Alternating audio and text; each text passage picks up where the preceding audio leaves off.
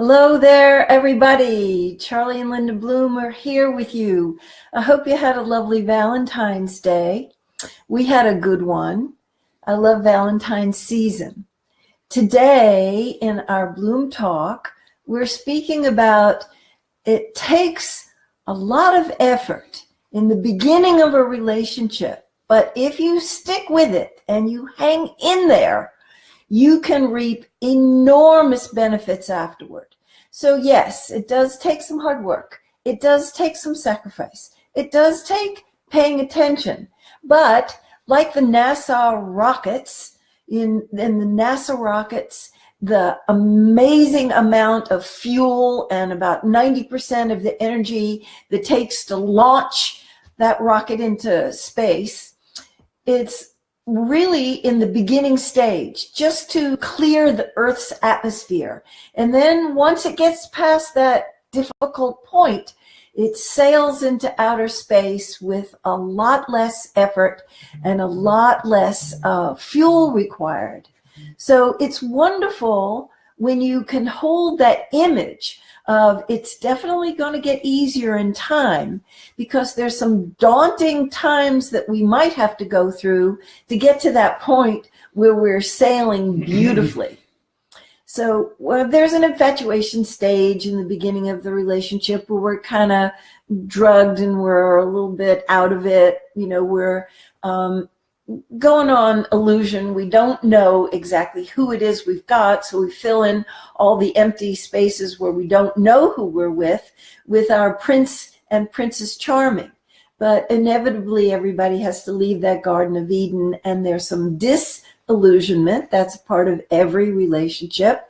And so when we get to that tough place, when it gets difficult and there's arguing and there's tension and there's misunderstandings and the trust may fall down, people may think, oh no, I got the wrong person. I got to trade this one in and get another person. And that's when we're challenged to go deeper. That's when we're challenged to recognize that we may not have the skill set that is required, communication skills, conflict management skills, negotiation skills, and we may not yet have developed the qualities of patience, commitment, persistence, understanding, forgiveness, compassion, and loving kindness, the depth of those qualities. We may have them in bud form, and they may even be strengths of ours, but there may be a requirement to do more work than we thought we were going to have to. We thought maybe love was going to take us all the way, and love is a powerful force, but love is not enough. We need these skills and qualities, and that's part of the efforting to be able to make that good launch and to sail smoothly. Well, hi everybody. I just want to let you know that some of the people watching this right now may not need to hear this. Mm-hmm. It could be that you are part of that lucky group that will never hit any rough spots in your relationship, and that you won't have to do any hard work. Mm-hmm. There are a few.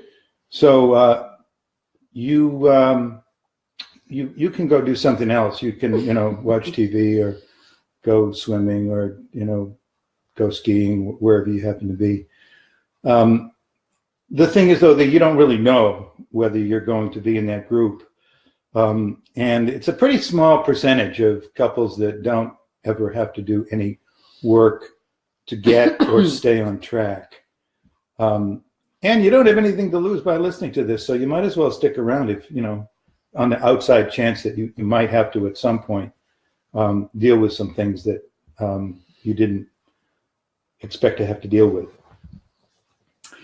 So the thing that Linda was saying about the analogy between a relationship and a rocket ship leaving the Earth's gravitational pull, and how once you get beyond the pull of gravity, it takes much, much less energy to maintain the trajectory that you're on.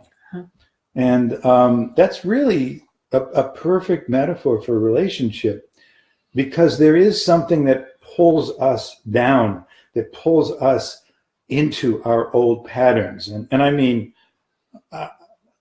old ones, like going all the way back to childhood, where we learn certain ways of managing difficulty, of dealing with stress, of compensating for deficiencies. You know, we learn these things, and they became habituated for us because, at least to some degree, they worked. We wouldn't have continued doing them if they didn't work. The problem is that a lot of these patterns, although they apply well to childhood and they were necessary, perhaps even very necessary, then they don't necessarily translate into relationships. Just like some of the things that will serve you on the job don't necessarily serve you in relationship, particularly if you're in a job where it's important to be dominant or strong, or to have your will prevail. If you're in a position of leadership or management, and you're used to having a certain kind of unilateral authority that works well in certain work environments, that doesn't necessarily work well in a marriage or in a committed partnership, where what's more important than being in control or being dominant is the quality of relationship that you're creating in the process. So we're going to, when people say that relationships take a lot of work, well, they do, particularly in the early stages. And what we want to do is we want to talk about what some of that work actually is, and how to get to the point where you're beyond the pull of the old habits and the old patterns, and you don't have to struggle and work so hard to overcome some of the tendencies that we have to keep doing what we've always been doing, even though it doesn't really necessarily always work. So I want to speak to this word, work. Sometimes people have very negative associations with that word. We love our work, so we have positive associations with it, but a lot of people don't. So if you can find something to substitute for the word work, have at it. Sometimes we refer to it as a labor of love. It has a bit of an upbeat feel to it. But if you grasp the concept that there is some efforting involved, and it doesn't have to be heavy and struggle and awful, and that it can be interesting, it can be exciting. Sometimes when we're challenged, it's not all fun and games, but it is very rewarding and challenging. We notice that we're getting better at the game, we're getting better at the skill. And the reason that we emphasize this, relationships do require work, but not forever, is because sometimes when people are in the work stage, they feel like it's never going to get any better. And more often than not, it does get better, not just by waiting it out, by really finding out what the skills are, what the qualities are, and actually doing the work to improve ourselves, to improve our skill set, to develop those qualities. And I just want to reassure you that those people that Charlie was talking about, it was a little bit tongue-in-cheek at the very beginning. We have met a few people who just did luck into having very compatible values and compatible personalities. Maybe they came from pretty functional families and they didn't have to work so hard. We don't see that many of those people. We see the people who either haven't done the work and it's catching up with them, that their relationship is in trouble, or they're just starting to get some clues about what their work even is to do, that they haven't had the concept that they had some work to do on themselves as well as on the relationship. We actually think that it's more work on ourselves than it is on the relationship. So if you're in a place where you're struggling about any aspect of your relationship, because it's usually a mixed bag, there are parts that go really well, and then there's the rough areas. So to credit yourself for the parts that go well and trust that those things that are difficult can get better. And one of the things that was enormously reassuring to us is when we did this anecdotal study and we wrote the book, Secrets of Great Marriages, that we talked to these 50 couples, and almost every single couple that we talked to had struggled in their relationship. There was one couple that hadn't had a period where they struggled with each other. They had such utter compatibility, but they struggled with one of their children who was ill. So nobody just gets to luck into a great relationship. You earn your way in. And of all of these couples that we interviewed, they went through some dark night of the soul time, some very challenging, disruptive, maybe they thought they weren't even going to make it, in the relationship, but they learned what they needed to learn so that they got to, break through to that higher realm of well-being where the work paid off for them and their relationship really lifted up to a higher place. So the higher place is what we want to talk about a little bit today, because one of the things that really gets in people's way of committing themselves to getting the job done, to doing what they need to do in order to fulfill the responsibility that they have to do, as Linda said, their own work. Usually people think about working or talk about working on our relationship. Well, most of the time that translates into each one of us identifying what our work is to do to free ourselves from some of those old, now dysfunctional habits and patterns that we feel very attached to, that are no longer serving us. How do we get liberated from that? How do we get free from that? What do we replace that with? How do we deal with the transition time between the time that we are letting go of our dysfunctional defenses, but we haven't yet really developed more functional defenses? Because we all need to have certain ways of taking care of ourselves, of protecting ourselves in the face of experiences that can be hurtful or harmful or painful. And when we have a clear vision of what's really in it for me to do the work that it does require to have a really successful, fulfilling relationship, when we really are aware of what those benefits are, the motivation to do the work gets much stronger. So I want to give a few examples. I know that it's tempting when you have a difference or a disappointment it's so obvious what the other person is doing or not doing or saying or not saying, and we tend to not see the part that we're playing in it. And it can lead us to have a view of ourselves being victimized by the other person. And this was one of the really tough ones, and a piece of work that I had to do early in our relationship is to not see myself as victimized. And there actually might even be a strain of being victimized in there, but if you get caught in that and you don't see how you're a co-conspirator and creating whatever the scenario is together, that will keep you stuck. It will keep you feeling powerless. It will keep you angry and resentful, and maybe silently, maybe openly, but it will keep your relationship at a lower level. So when you're in the gap, to at least look for, is there some way that I'm participating in this? Is there some way that I may be working against my own best interests? And to tell the truth about that.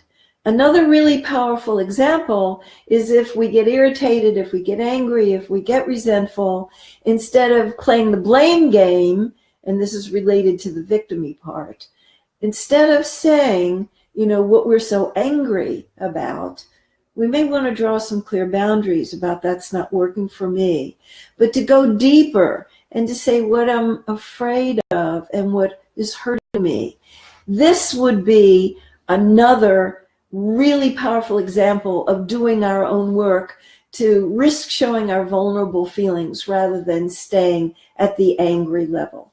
Those are just two examples. Our work can look all kinds of different ways.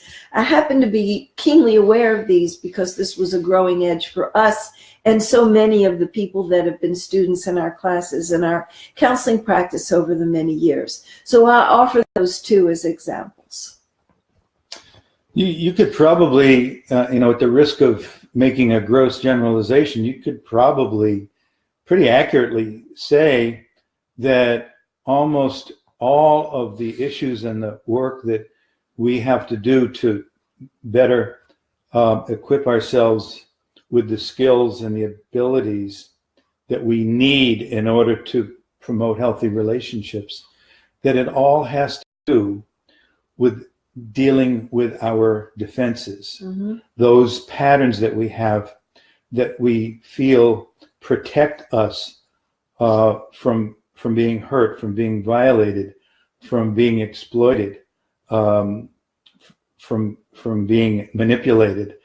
And of course, if you have ever been a victim in your life of those kinds of behaviors from other people, particularly people that you may have found trustworthy or may have believed to be trustworthy and later turned out not to be, then you're going to be very vigilant about maintaining your protection, keeping your defenses up, whether that defense has to do with being aggressive, whether it has to do with being invisible, whether it has to do with controlling other people, whether it has to do with trying to explain and justify, intellectualize your way out of things. Whatever your defenses are, that's what you are going to have to contend with, which doesn't mean that you just strip yourself of all of the means of protection that you have. But it does mean that you really take a close, honest look at the way in which you try to control things in order to protect yourself, what that's costing you, what other ways you may have that have a lesser cost to your well-being, to your integrity, to your peace of mind. Because the more defensive we are in our lives, the less able we are to connect with other people. And what is it that we're trying to avoid? Well, we're trying to avoid getting too vulnerable with other people who could be in a position to hurt us. The problem is that we have a need to connect. And when our defenses are running the show, and when we are, the defenses are the horses pulling the carriage, then we're not going to be able to be available to get those needs met for deep, meaningful, emotional connection. So it's not being defenseless, but it's modifying the ways in which we protect ourselves so that there's more space, more room, more openness to connect with other people, so that instead of a wall separating us from other people, it's a door that we can open and close at will.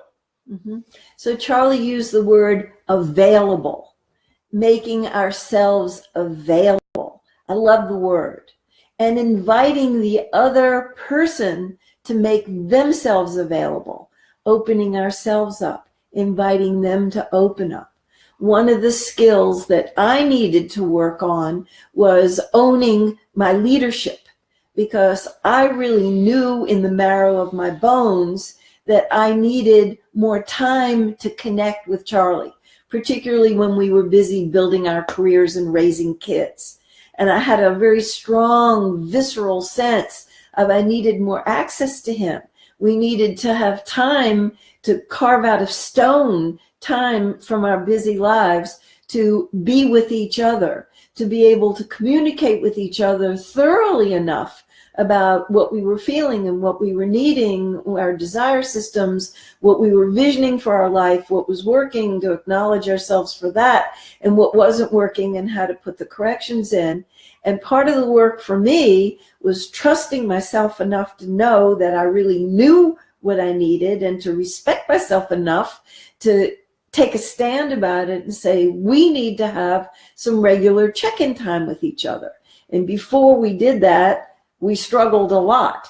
After we instituted that on a regular basis, even when the kids were small and we were working a lot of hours, our relationship started to flourish. That was breaking through the atmosphere to being able to sail, to be able to go out into the higher realms with less ease.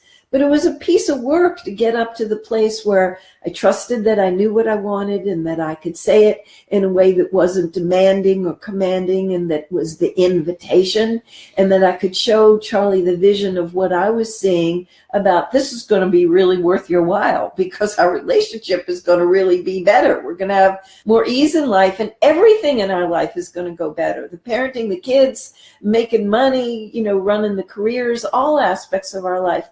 But it starts with us, and I need you to be available to me and make that a priority. And I promise you that I will make myself available to you and make it a real high priority. Let's make a deal around this.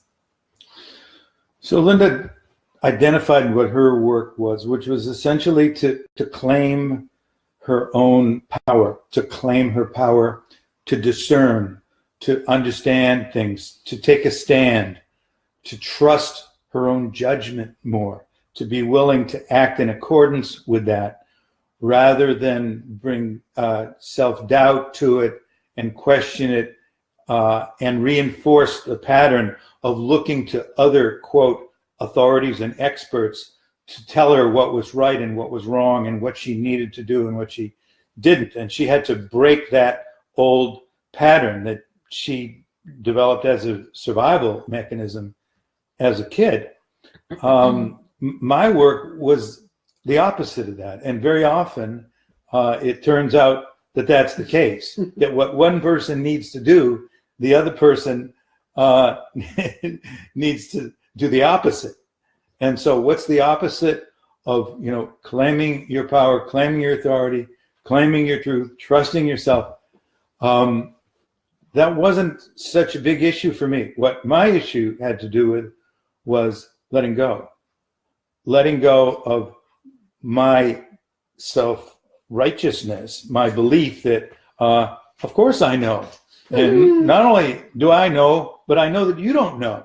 And I'm going to, lucky for you that you have me to point out to you where all of your misguided beliefs and illusions are. So, I can straighten you out. I'm not particularly proud of that, but I am kind of proud of the fact that I can laugh at that now because it's not me anymore. And it was for quite a while, huh? Yes. Yeah. And we came to call it inflated self-esteem and deflated self-esteem. And I needed to perk mine up and pick mine up. And Charlie needed to get off of his arrogant high horse and be a little bit more open and vulnerable and humble. Yeah, the H word, humility. And that was a lot of work for me, and it was a lot of work for him. But we did our work, and we've come a long way. Well, and the other thing is that if you're fortunate enough to be with somebody who's got your opposite traits and your opposite work, then you've got a live-in teacher.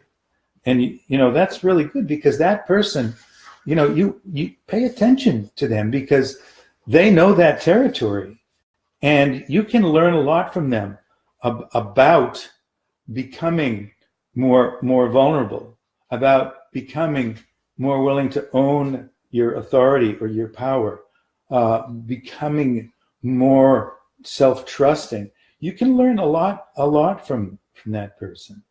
So rather than viewing each other as the enemy that needs to be in some way changed or coerced or manipulated into being the person that we think they should be, to just notice how they're behaving and what it is that you might be able to learn from them. Some of the things you're going to learn from them are not to do certain things that are showing up in their behaviors.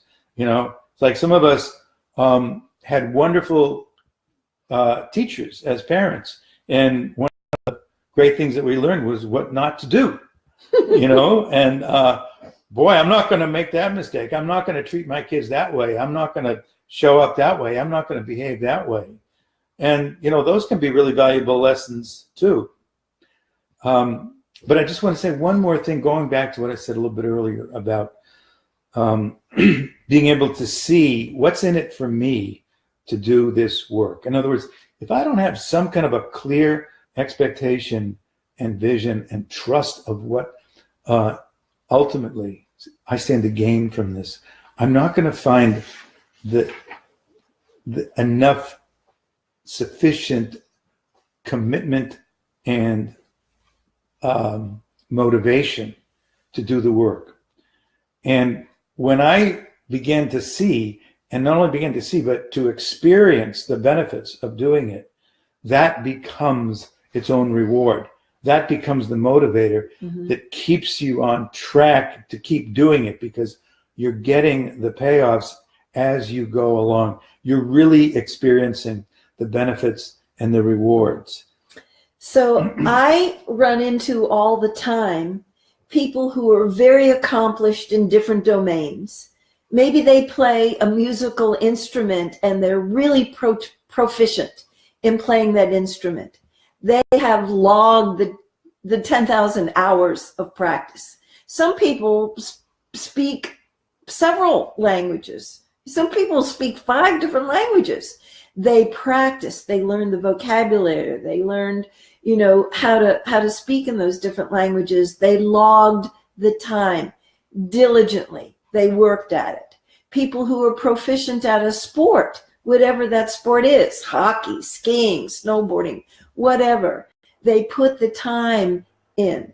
And sometimes they got hurt. Sometimes, they were confused and mixed up, and it wasn't always fun and games, but they saw the joy that it would be when they became more proficient.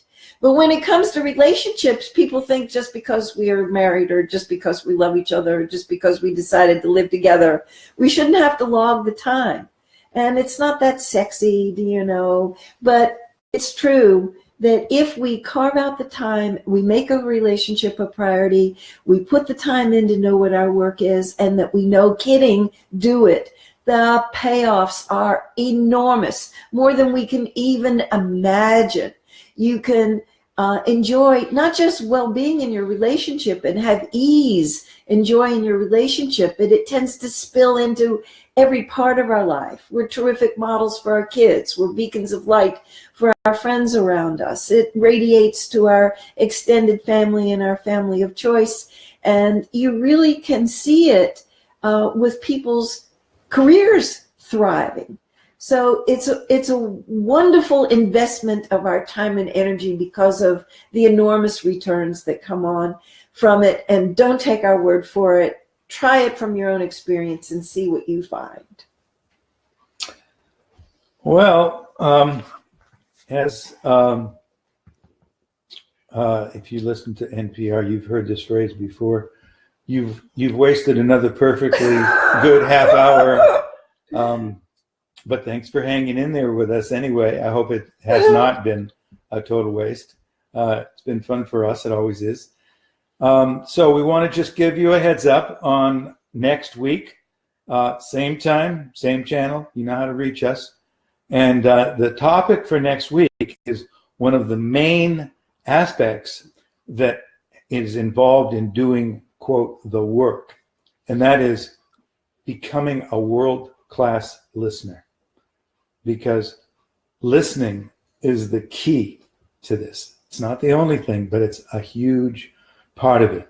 And listening is distinct from hearing. We're going to talk about that distinction next week too, but you won't want to miss it. Mm-hmm. So, and our book, the book number 4, that which doesn't kill us, is not going to be available on Amazon and Barnes & Noble on the web until April. But if you're anxious to get a copy, you can contact us at Bloomwork and we can mail you an inscribed copy. Okay, I think that just about does it. Enjoy. Have a good week.